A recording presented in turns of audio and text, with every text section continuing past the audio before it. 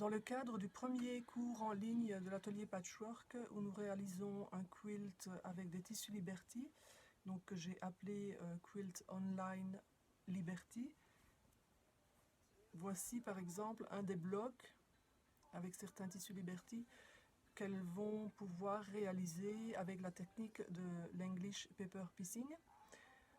J'ai déjà fait une vidéo lors de notre défi d'il y a 4 ans, je pense, avec le jardin de grand-mère, où on utilisait également cette technique de l'English Paper Piecing, mais en hexagone, donc en montage en ligne droite, qui va être le même si vous montez des losanges ou des pentagones. La technique sera identique. Dans le cadre des blocs qui vont être utilisés dans ce nouveau quilt, comme vous pouvez le voir, ça ressemble plus à une couronne, et donc il y a des pièces en rondeur avec des concaves et des convexes. Je vais donc vous expliquer comment je pratique pour assembler par exemple des trognons de pommes ou des clams. On se retrouve tout de suite. Lorsque je donne cours de la technique de l'English Paper Piecing, j'utilise souvent ce livre qui est assez bien fait, qui explique comment assembler soit des pièces identiques, donc que des hexagones par exemple, ou alors soit en combinant des pièces de formes différentes, ce qui est assez intéressant. Il est bien fait aussi dans le sens où il explique assez bien la technique du début à la fin, comment s'y prendre en pas à pas, quand on a, comme la plupart du temps pour l'hexagone par exemple, des côtés avec des lignes droites, mais comme ici le pentagone, mais aussi si vous avez des losanges avec des pointes, des excédents de couture qui ressortent, les différentes pièces qu'ils utilisent. Le but de cette séance n'est pas de vous expliquer comment faire avec toutes des pièces qui ont des lignes droites, puisque j'ai déjà fait une vidéo sur le jardin de grand-mère à ce sujet, et donc je vais plutôt me focaliser sur le trognon de pomme, en tout cas sur les pièces qui ont des arrondis, comme le trognon de pomme où on a des côtés convexes et des côtés concaves. C'est toujours plus compliqué à assembler et de mettre ensemble deux pièces qui s'inversent en fait quand vous les superposez endroit contre endroit. Ce livre est assez intéressant dans le sens où pour chaque pièce proposée, on vous montre également une série, donc vous avez la technique en pas à pas qui est détaillée ici de façon traditionnelle avec des gabarits en papier et comment faire pour ici notamment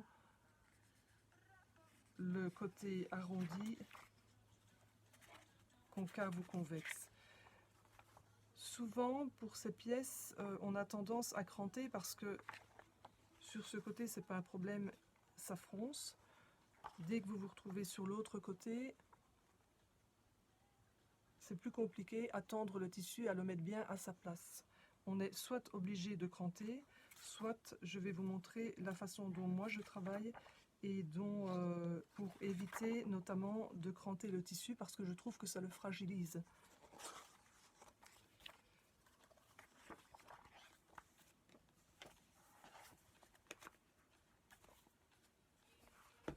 Voilà, je vous ai monté quelques pièces.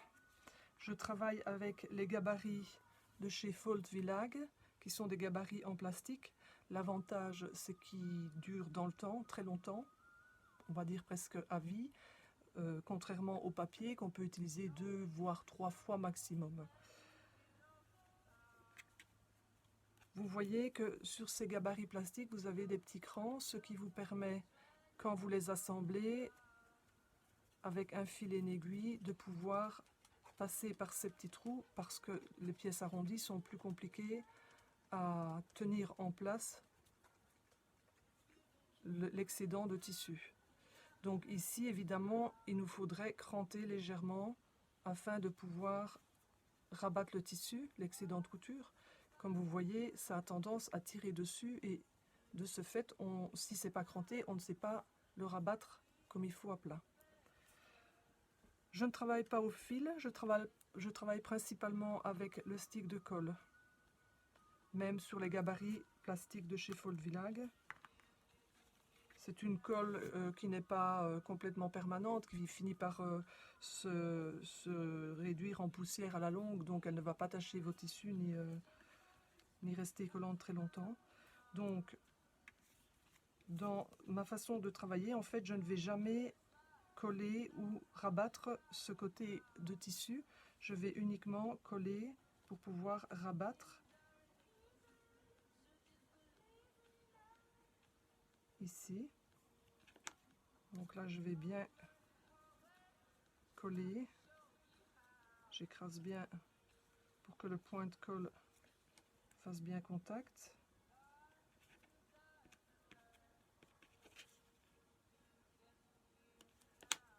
La même chose en face.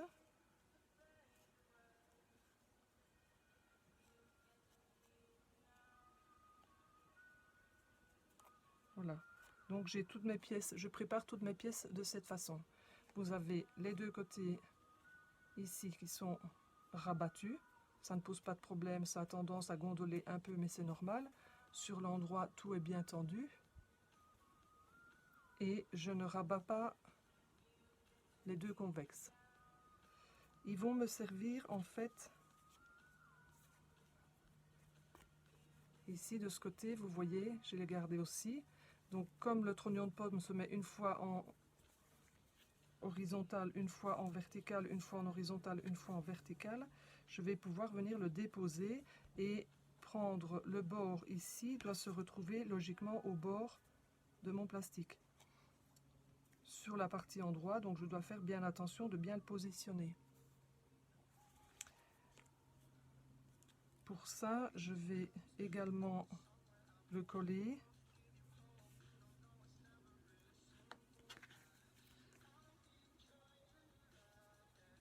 Et venir sentir avec mes doigts si je suis bien positionnée pour que la courbe soit dans la continuité des deux éléments.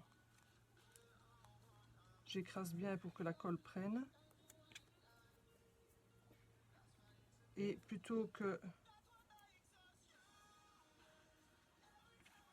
de faire un petit point d'ourlet, je vais plutôt faire mon petit point comme pour l'appliquer.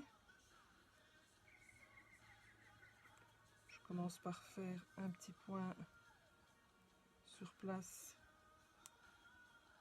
pour fixer mon fil.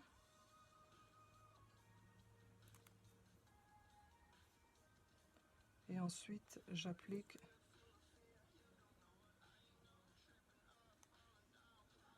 les pièces une sur l'autre. Là, je prends un petit peu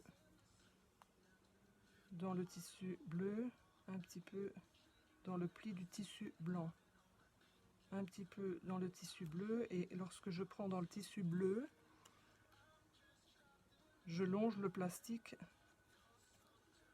du gabarit qui se trouve ici.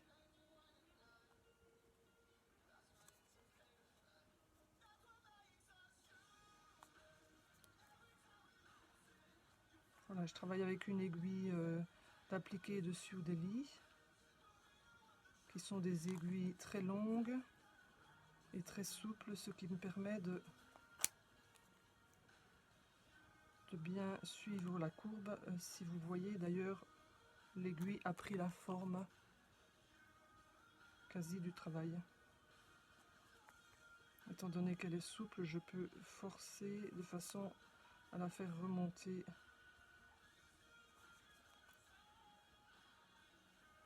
facilement.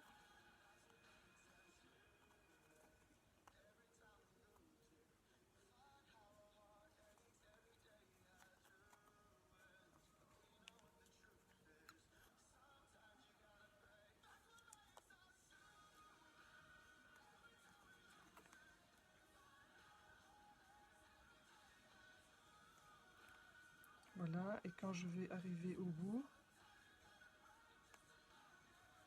comme pour le départ, je vais faire un petit point d'arrêt de façon à bloquer mon fil.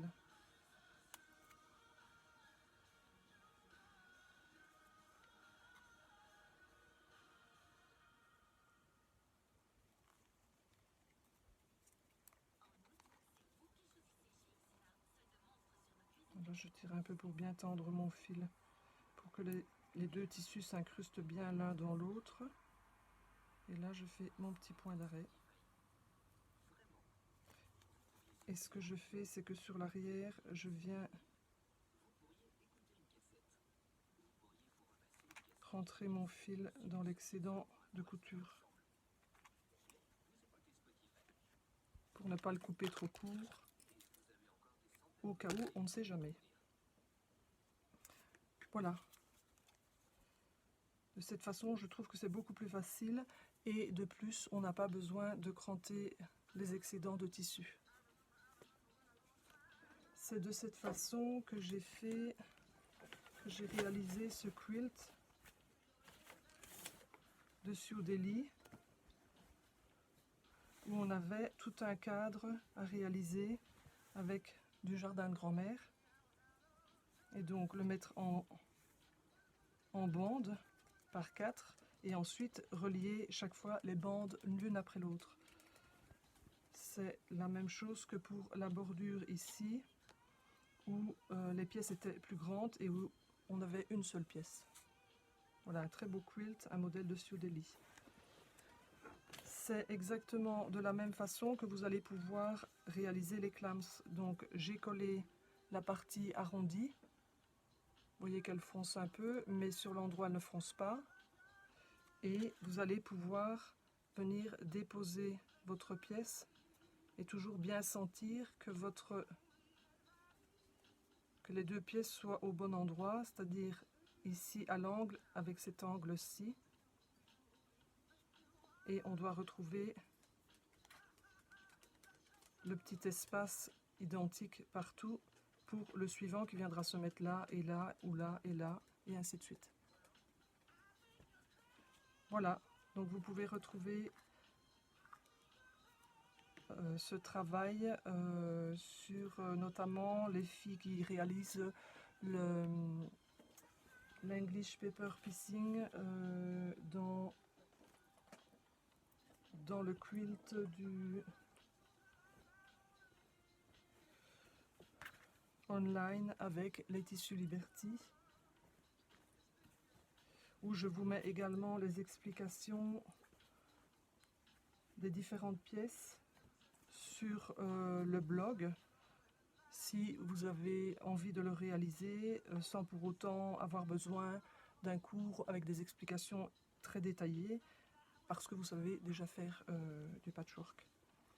Voilà, je vous souhaite une bonne soirée.